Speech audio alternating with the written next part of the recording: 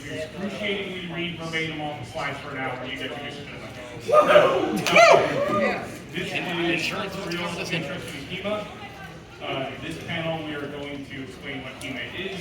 We're going to explain what we use and how we do it. We're going to talk about how you can start doing it, and then we're going to talk about some myth busting, some sword myths, just stuff we know from our experience with those weapons. To explain what HEMA is, it stands for Historical European Martial Arts. It's historical, means it's based on actual sources from history. We have lots of documents from various sword masters from the late medieval and Renaissance eras. We won't get too deep into those in particular today, just because I don't know them that well. But this is all what we do is based on historical manuals rather than just making it up off the top of our head. It's European. It's mainly based in European culture. It's very obvious. Pretty much anything that you see that's legs and armor, that gives you that idea, we do. With some spreading out into Turkish and other regions nearby Europe where they would be fighting. And it's a martial art. This is a full contact, non-choreographed sport.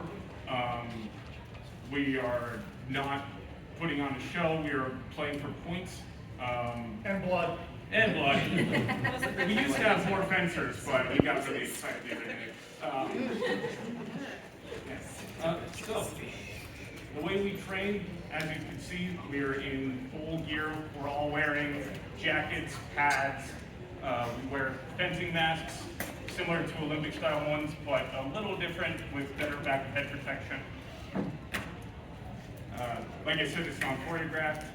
We tend to do several exchanges because sword fights are pretty quick. If it was just first hit, it would last 15 seconds, and that's going slow. And so we score based on where you hit, and then we tend to go to a threshold of points. Typically 7 points is a victory. If you hit head or torso, that's 2. If you hit anywhere else, it's 1. And there's a few targets that are off limits because we want to continue being friends. As we train, we do a lot of drill, and we do a lot of footwork, as you just saw John doing, stretching out a little bit. The best sword you could possibly have is your feet. It is the number one thing. It's the way that you win a fight. It is a lot of footwork. You see swords, you think upper body. It's a lot of your legs, and it's very important to get used to that. And yeah, every class we do, we start off with footwork practice, and then about 45 minutes of drilling, a new technique, getting our muscle memory, and then we'll spar for the rest of the evening. So, the weapons we train with, we have them all over. I won't read this out loud because we're about to go through a slide on each of them and we'll start seeing combat with them. But we train with a lot of different stuff. We do also train with some weapons, but not fence with them. The literally big one is the great sword. In our instance, that is an Italian one, so it's known as a montante, as opposed to a sly-hander or a claymore. That is just too dangerous. It is fantastically fun and an incredible workout, but it will even pull your punches. It's just not safe. Yeah. And also, seeing the swords never got told, hence why I'm less speechless when seeing the around. Things are cool. Yeah. So, first on our list is arming sword and buckler. This is a buckler. It's a little dinner plate shield. You often think to yourself, how on earth is that protecting anything? It doesn't cover much, but similar to, your thumb can cover the moon if you hold it far enough out. If I have this out here in front of your face, then it is obscuring a lot more of my opponent's vision. This goes with arming sword. That's what John's holding there. It is one of the earlier weapons we fence with. It is very simple, one-handed sword. It is light, it's quick, it is fun, and it is one of the few weapons that we fence with where your tempos are in 3s rather than 2s. Do you want a fence or should I? Oh, go ahead. Okay, why don't you come over here and do my thing?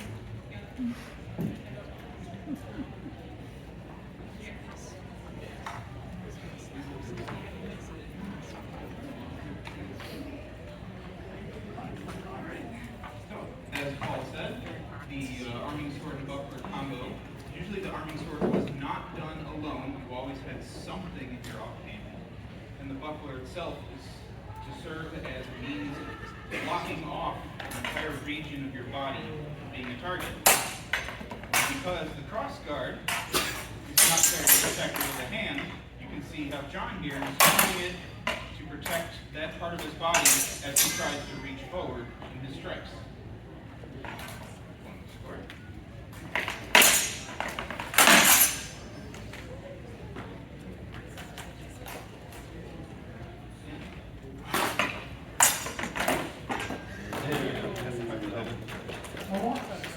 One or two.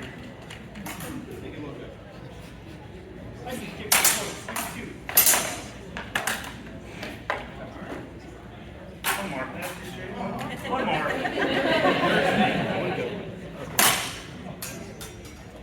So the fencer, with their shield out, also has to fence around their shield.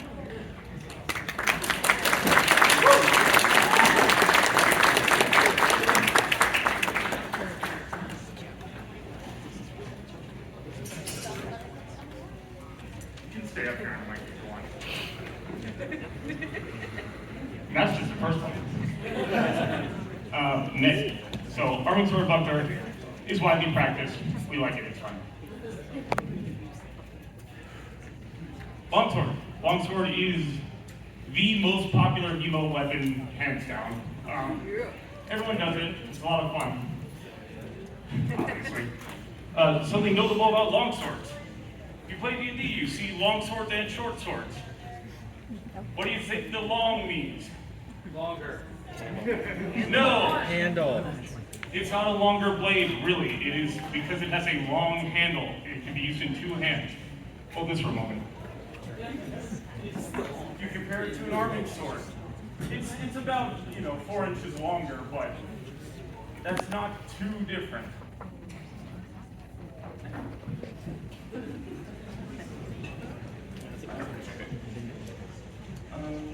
Yeah, longsword is one of the weapons. We also have more than one school of fencing.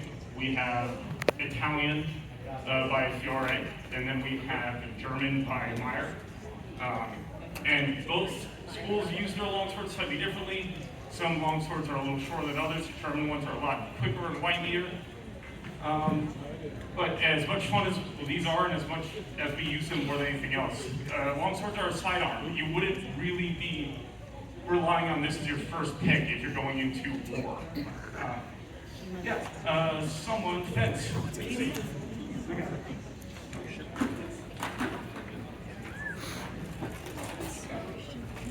Nick over there was holding a synthetic longsword as well.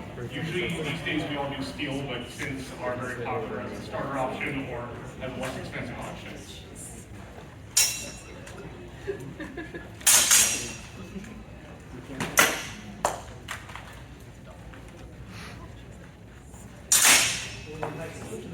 As people fence, you can see them tapping their head when they get hit. We score generally based on honor system for just sparring.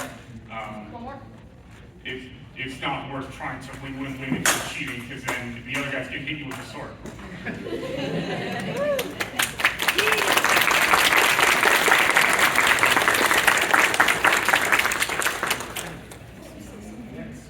Messers. Yes. One of these people should come over and tell you about messers, because I'm not nearly as familiar with them. But I do know it is literally German for big nut for knife. This one's wrapped, but you can see this handle. It looks like your kitchen knife. It has rivets through the handle. Something special about them is they have this little thing called a nail here, covering your hand, so that if you're just trying to cut back and forth with it, your hand is a little protected.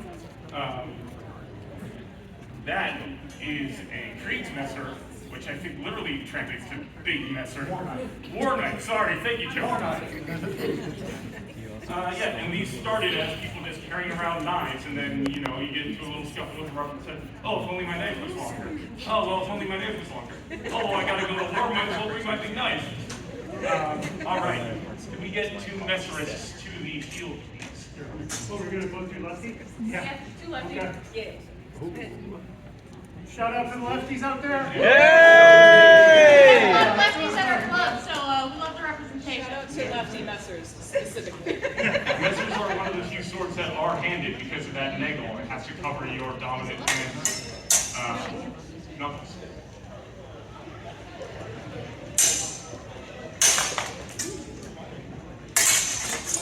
You got that. Is there a draw cut?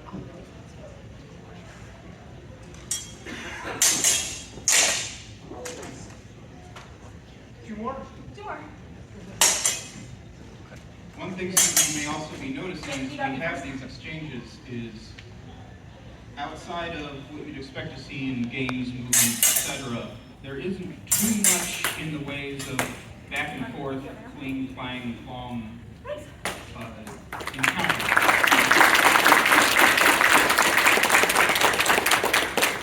In practice, a lot of this ends up being, you know, 1, 2, maybe 3 attempts to maneuver your opponent's weapon before moving in for an actual attack.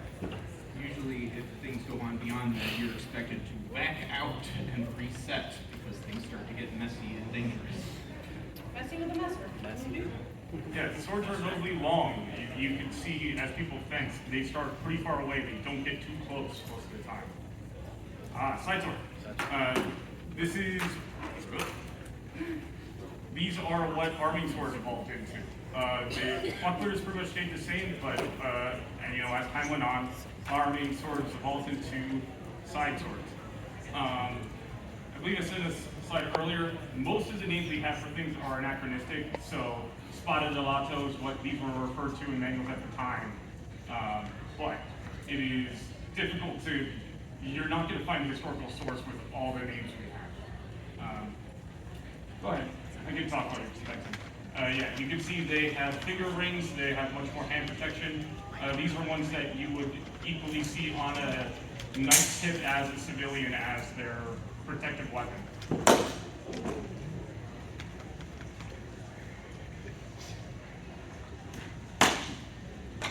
Thank you for the applause.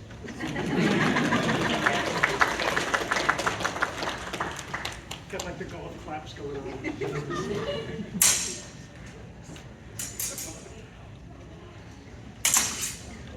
As Zach was saying earlier, they're barely popular. Even if you're not seeing Ting Ting, which we all love Ting Ting, even if you're not seeing it, it is an incredible. They are reading each other. They are fencing incredibly well right now. They just know when to take an opportunity and when to let it go by. And when to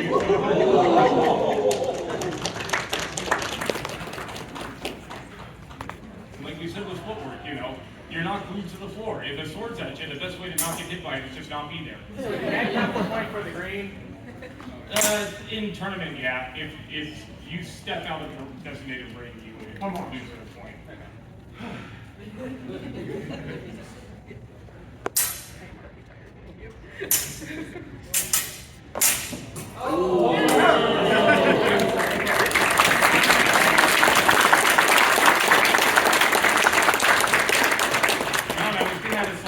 Disarms were unrealistic, and look at what you've done. How many points is disarm worth? 2.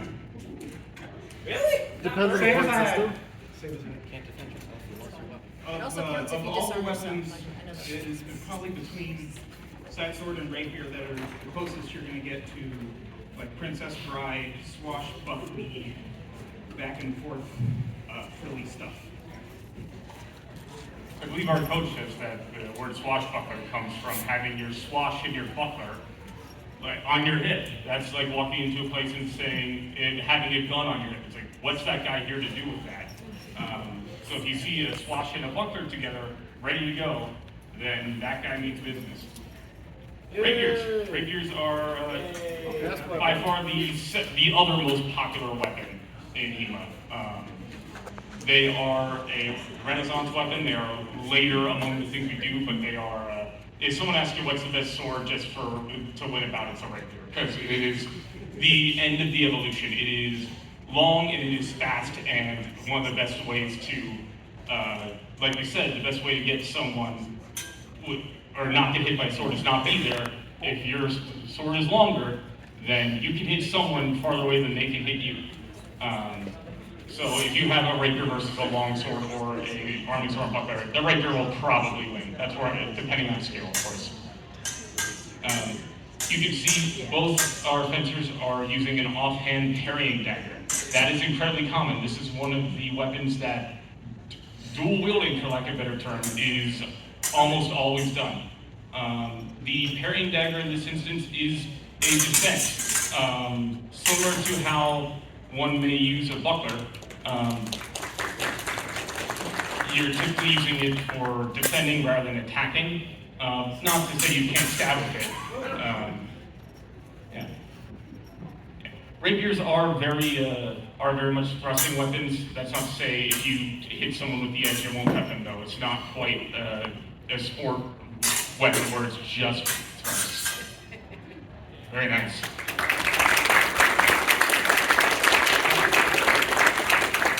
We also do rapier and cloak. Yes. As mentioned on the slide here, which I wouldn't be looking at the slides if I were you. Look at this. People use daggers, people use bucklers, people use cloaks. I've even seen, I think, Catherine, you've done more than one sword before, haven't you? Yeah. Oh, yeah. But,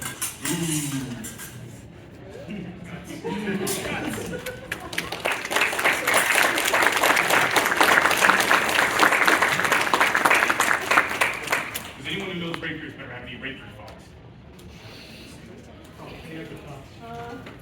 It's okay, you don't have to. Oh yeah, go ahead. So there is a large misconception that just because the rapier is long and thin and lighter, that it still doesn't have power in its own right. We have a video been making the rounds at our club. One of our combatants at a tournament stopped a longsword dead in its tracks just with the dagger and ended up winning the bout, responding afterwards. So amongst all of these here, they are still capable of fighting each other. And Paul kind of mentioned this when we was talking about side sword. Rapier and side sword were very much contemporaneous weapons. They were mostly geographic, but it was very possible that somebody from, say, Italy might show up with what we would call a side sword, and then someone from, say, France or Spain who was wielding what we would call a rapier. And those would just be swords to both of them. So the rapier thrusts first, the side sword cuts first, but at the end of the day, they do the same thing. They kill people. Quick question. Is the rapier and cloak where the matador evolved from? I have no idea. Makes sense. And we are going to have a Q&A at the end, so feel free to have questions. Okay, so the way that, like, when you're using a cloak in lieu of a dagger, what you want to do is kind of like, say if I took my skirt, you want to wind it around your opponent's weapon to tangle it up, so that they can't take their sword back away from you, and then you get the chance to run them through. So it's really interesting watching it, but that's an interesting thought. I never thought about the matador aspect of that. It also wasn't a deliberate choice most of the time. It was you're out on the town for the night, getting a fight, and you only brought your sword, but you still want protection. So you're all dressed up and have your cloak with you. You might as well use that for something. I see hands. Next slide. Respectfully, I'm going to wait for you. Saber. Saber is one of the most recent weapons. You know, you see pictures of people with rifles and sabers. They are very much a military weapon. Catherine appears to be using two of them, which she is practiced in. It is another weapon in that can be dual wielded, and was done. The most common you will see will be one of them, just because if you're going to outfit a soldier, they should be able to make one work. But you can absolutely use two. And they're still given out as ceremonial weapons in a lot of militaries.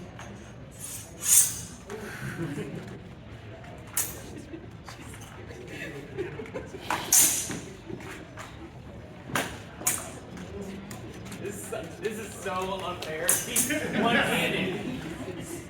Sometimes you have to go against very uneven odds.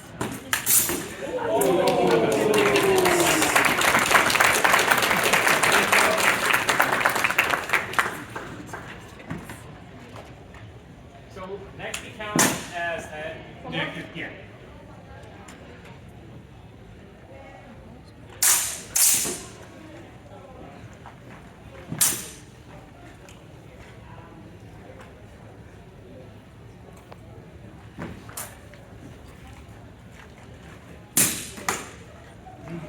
Let's see one more thing.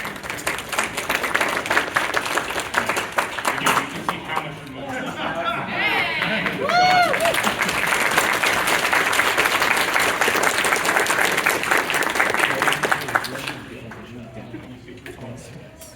Any additional saber thoughts? There's a lot of different weapons that can be called a saber. Some are perfectly straight, some are very curved, some are wavy. The definition of saber can be hugely varied. It's really fun to harass the saberists by calling something just a variant of a saber. And it's not just like all like crazy cutting or anything. You can thrust with it too, like you saw the rapiers. It's not encouraged because why would you do that when you cut with it, right? Like, All right. Pole arms, these are my personal favorite. Halberd, my beloved. Whoops, that's fine. Pole arm. These are weapons that, pole arms is a whole family of weapons, that have tools on the end of a stick. These two are two different pole arms. This is a pole axe, that's a halberd, and they are used differently among different militaries in different ways. That one is much more of a weapon that you use you choke up towards the end, you try and snip the legs, you try and do more hooking. Whereas this one, you use you use in thirds, and you use both ends, and it's a lot more windy and you're up close. You may think to yourself, hey, that seems really dangerous. It is. And it is, but you also have to remember that you are wearing armor with these, at least with these. I think halberds you might just have a chest plate. But depending on the weapon, you're a knight in armor, so a sword's not going to do anything to you anyway. So you do a lot more winding and getting in weak points, and also trying to wrestle your opponent to the ground and then stab through with your dagger. So another thing to point out with the halberd specifically, this is not the traditional length for one. It accommodates the ceiling height of our club. Halberds were traditionally about 12 feet long. That's a hike. You don't want that. Excuse me. Just yell about it. You're outside. Traditionally, you would take it and you would drop it on your opponent. So you would be, if you're part of a pipe split or what have you, you would have this and you would drop it, because that's going to split a head open. It's going to kill the guy in front of you, whether he's wearing a helmet or not. It's a melon splitter. It's not going to have any mercy, especially at the length of it's about 2 of these long as a traditional halberd length, because this is a little over 6 feet. So, and this one is rubber, so because I can fence with it, and Use this one.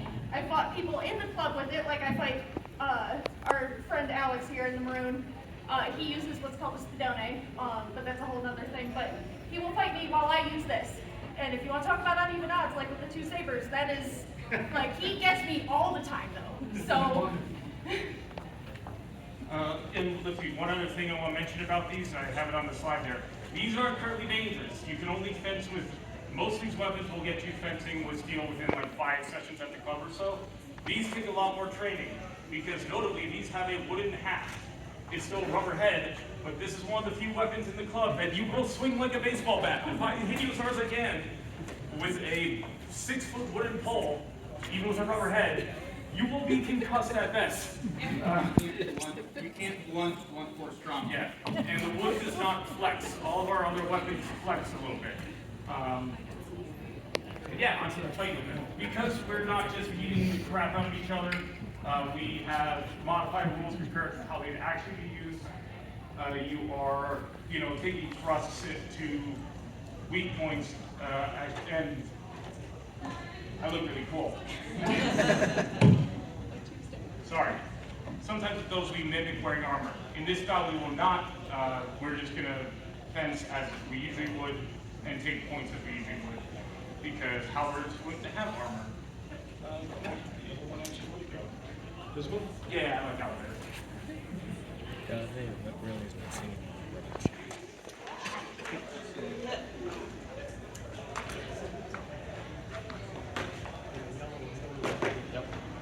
And now you're able to see the difference in how some of these are meant to be used. Paul is looking to use the back end to manipulate before striking, while Doki here is trying to use her extended reach for the sake of hooking and stopping her opponent first before reaching.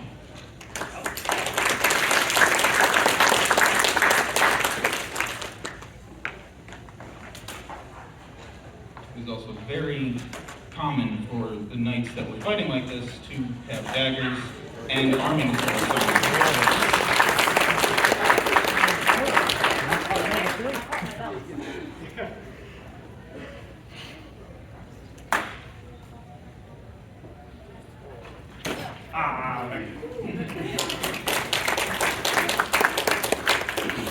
Thank you. Next one.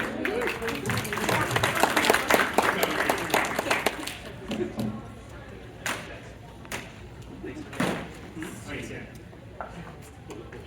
Last one. Oh, that's good.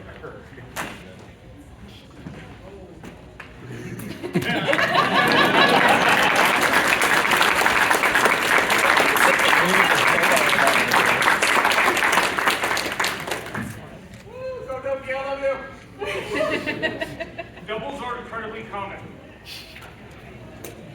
And that's why I took so many hits. Sure. Yeah, one last thing. Like we said, you usually have a dagger with this. This is if you got it up to against a knight. This is what you would pop through armor with. Can opener! Yay!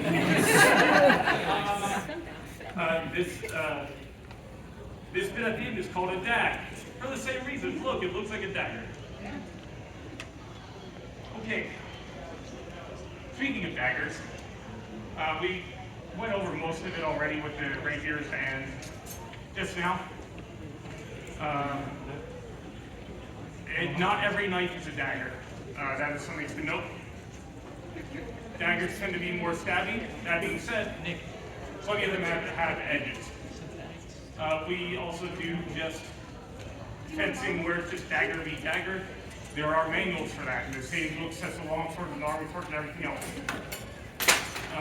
Typically we do rondel daggers versus each other.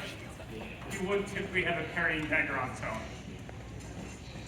And much like modern knives today, where each has different shapes and designs for a specific purpose, the same worked for daggers back then as well. Parrying daggers have the large sail and crossguard for the sake of parrying. This is a parrying dagger. It's called the sail because it goes in the direction of your opponent who you want to face. The rondo daggers had those large discs at the top and bottom because you were in plate mail, and that made it easy for you to grab the handle without missing in your heavy gauntlet. And it also gave you a platform to shove it into the mail of your opponent. This will open chainmail. Rondos were rarely sharp. They were mostly spikes for the sake of piercing. Here's the profile. It is a triangle. Parrying daggers could be sharp. They could also be utility knives. You may notice Alex is wielding a banana. That's fine for this one. The daggers we use are typically less steel. It's much cheaper to just be able to get a plastic one. And Alex is pretty good at 3D printing, so he's made himself a nice banana. Just because we're historical doesn't mean we can't be silly. Yes. Has anyone made a giant cake sword? Not yet. Not that we talk about. Oh.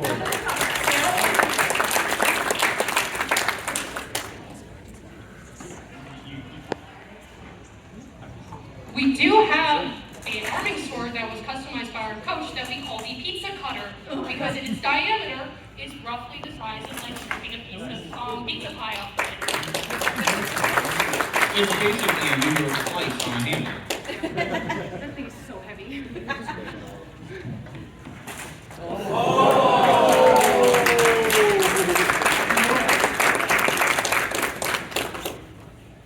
know, it was going to do that. Too late.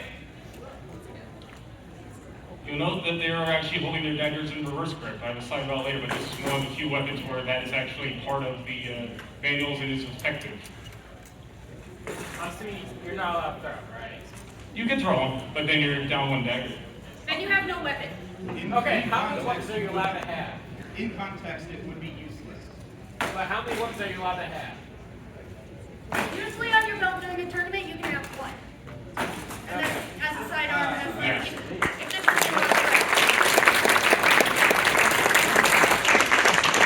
You have like 10 on each leg. No. That's not how it was operated.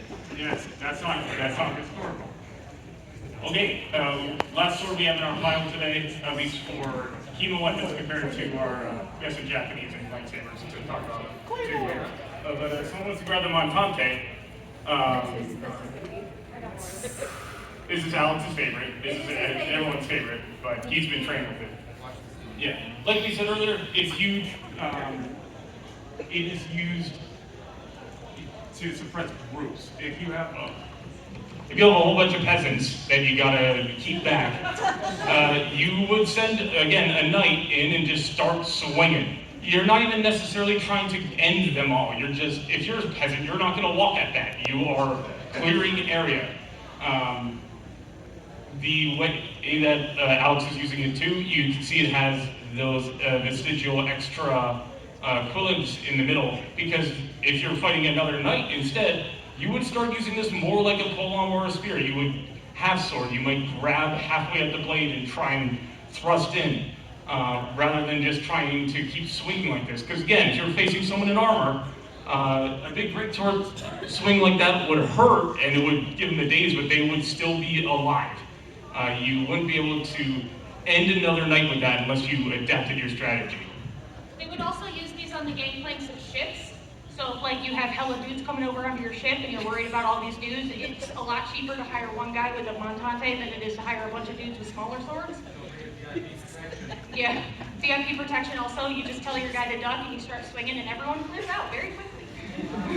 All the cardio. Yes, great cardio. Speaking of, on to how to start, because we're making pretty good time.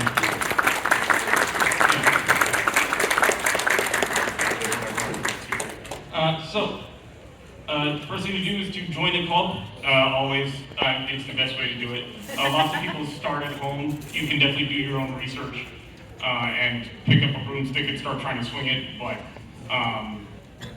like any combat sport, the best way to do it is to do it against someone else. So one of the resources we have that some nice HEMA people have set up is a club finder. Where you can go just look up HEMA Alliance Club Finder and look in your area. Hopefully there'll be a big useful arrow or something like this to point to the best one.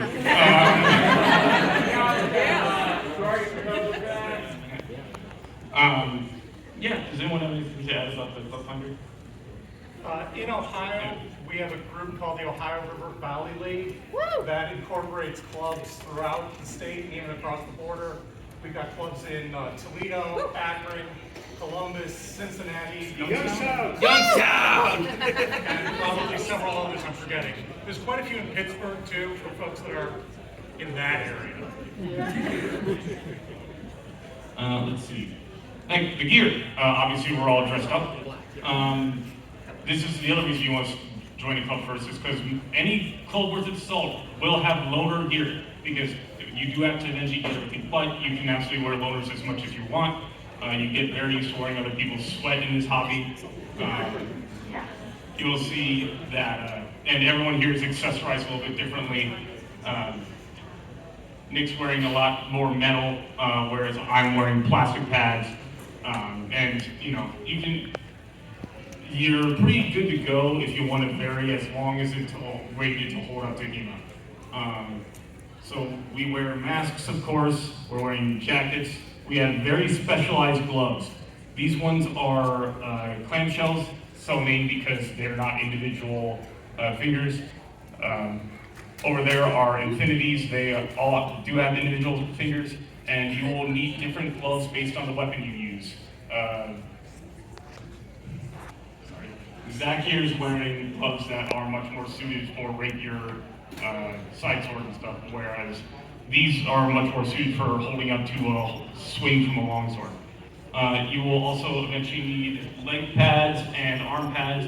Legs can come from anything. These ones came from field hockey pads. It's the gloves and the mask that are the most special.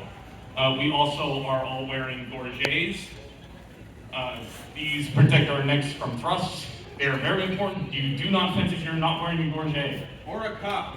Yes. If you're the type who needs a cup, you wear a cup. That We is don't not have negotiable. loaner cups. Yes. We also have chest plates. Doki's wearing one. Most women do. I'm also wearing one, but I know a lot of dudes are a lot more willing to take really big thrusts to their ribs. And I'm not a fan of that. I'm filling up my wrist. Yeah. Alex over there is just one big massive scar tissue. Yeah, and then eventually you will want to get your own sword. Again, every good club's gonna have lots of loaners. It just feels good to have your own. You can mix and match and customize. Like mine, I've actually rewrapped this several times now. It matches the rest of my gear. I have a special pommel. This comes from an armory known as Siggy. Yeah. It is one of the most popular armories. There's also Regagné, but then there are also more niche and boutique armories of all sorts. The hobby is still growing, so it's always worth looking out for new people who pop up. And if their stuff's any good, lots of places start selling swords that are not good for fencing. All right. Yeah, speaking of the weapons, these are fetters. That is the German word for them. They have a tip at the end that is either rolled or spatulated so that it does not thrust through. They're also very bendy because when you take that thrust, you do not want it to go through. And you know, if I, a grown man, am leaning with all of myself into you, you want the sword to give before you do, because otherwise Hold it up, it'll hurt Catherine. bad. Thank you. Yeah, and the worst bruises you get will be a thrust to a non-padded area. Yes. Also, a flexing sword lasts way longer than a not flexing sword. Actually, Bending is much better than snapping. look at how much this bends. This bend. Sorry. This is not made for thrusting. This clearly is. You want to find a good sword with a lot of flex. I have so many bruises, like, I have a dark spot right here permanently from a thrust that I took. From a sword that was not very flexible. And so that's why it's very important to also trust your club mates. In clubs like ours, we emphasize safety a lot. You want that in your club that you're looking for, specifically. Because if you aren't being safe about it, then what's the fun? Because then you're just getting hurt. I mean, we like to beat each other up for fun. You might as well want to come back, right? Your opponent's safety is your priority. Exactly. And then yeah, there's also a synthetic over there. They're also blunt. Everything's blunt, of course, but steel's more fun. But yes, that is very flexy in weight and bendy as well. This is important. Fitness and body type. The good news about this hobby is that you have a weapon. It is an incredible equalizer. You know, just because I'm among the tallest of our club, that does not mean I automatically win. You use what you got. I have long arms, so I try and use a lot of distance. But Catherine over there is much faster than I am, and it sucks. You're welcome. Yeah. It does suck. Yeah, and obviously most of what we do is co-ed. At tournaments, there also exists URG, also known as underrepresented gender, women in trans folk or whoever. That's opt-in. It's not you must do that if you're a girl. It's just if you don't want to fight with the 6'2" giant guys who get right and get real angry, you can do that instead. And you want my cis dudes. That's what it stands for. Also on the sort of fitness aspect of it, I'm going to share a little bit of my personal story. I lost 65 pounds doing HEMA. From like taking the time to get better at doing cardio, also a mix of like, you know, better eating and all of that, but I wanted to eat better and be healthier to be able to sword fight more. So it's been a combination of like support from folks at the club and just, you know, from my husband, of course, and from my friends, and it really, HEMA changed my life in such a positive way that I think it's very important to impress that on people, because like, no, you shouldn't use it exclusively for the exercise aspect. You should do it because you enjoy it. But it is a perk for it as well. And if you're looking to be healthier, this is a very fun way to do it.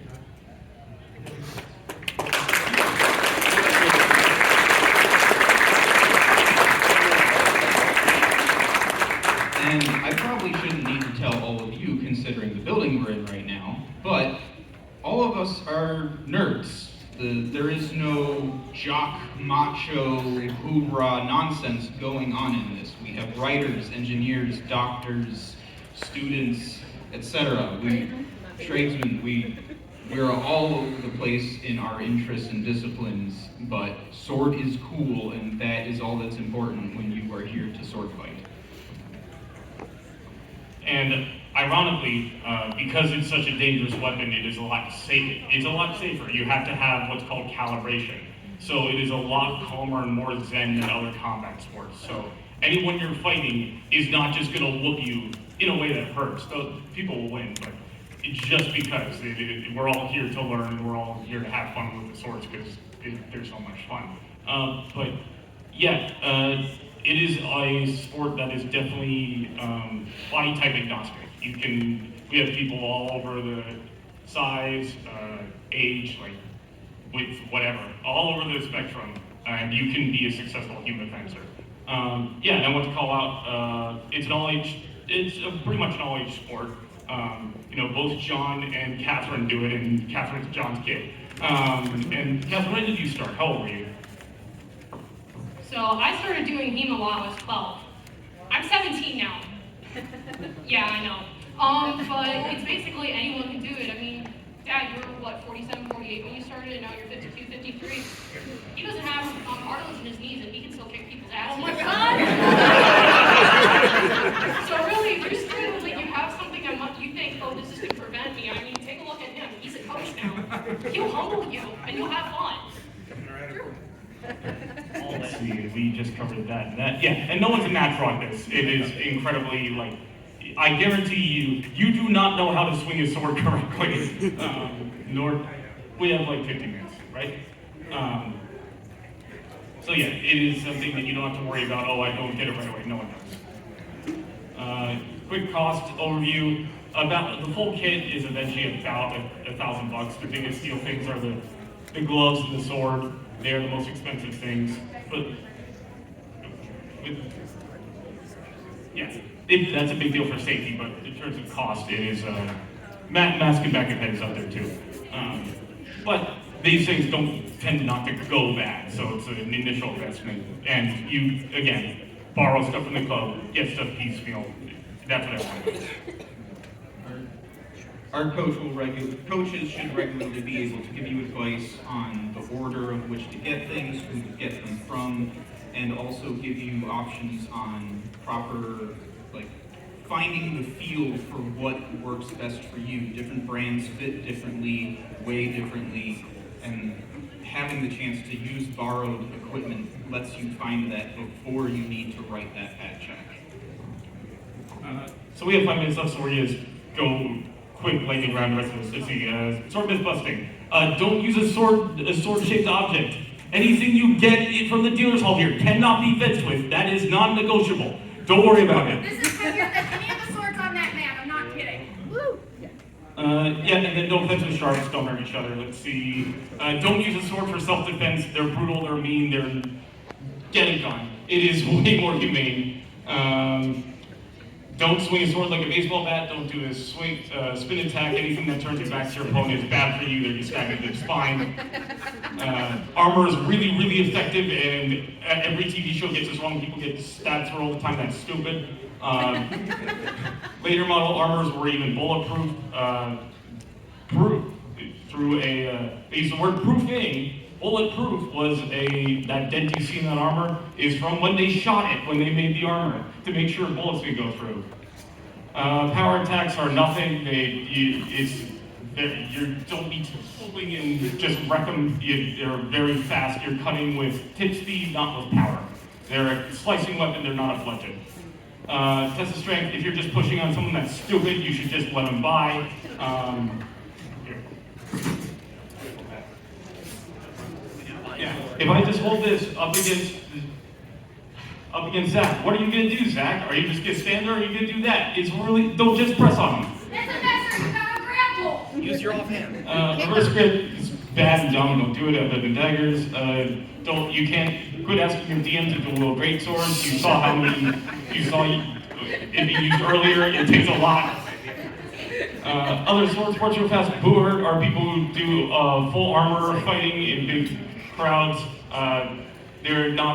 They don't meet the historical part of the rules we use. SCA is not the martial art. Olympic fencing is much more of you've seen it. Kendo is to Kenjutsu what Olympic fencing is to HEMA. And Kenjutsu is all about the elite what's called a kata. They don't do a whole lot of sparring. Very hard Yeah. to people that does it, but they are the more active combat aspect compared to kendo. Yeah. Quick FAQ, do we do Japanese weapons? Yes. We start with the European. We study Europeans, of course, but we will also, it's fun to play with the Japanese weapon against a longsword or anything. We're reads, some of us have Yeah. martial art experience, so we know each other. Yeah. Lightsabers too, we do lots of lightsaber fencing. It's not technically part of HEMA, but it is in our club. We do it all the time. It's great. These are lightsabers. Yeah. We don't really do pugilism or wrestling just because we're here for the swords. Is it safe? About as safe as skiing. If you have an argument about a technique, come and fight about it. Literally, then we'll see if it works. And it doesn't hurt. Not really. Okay. We are students at the School Research Panel.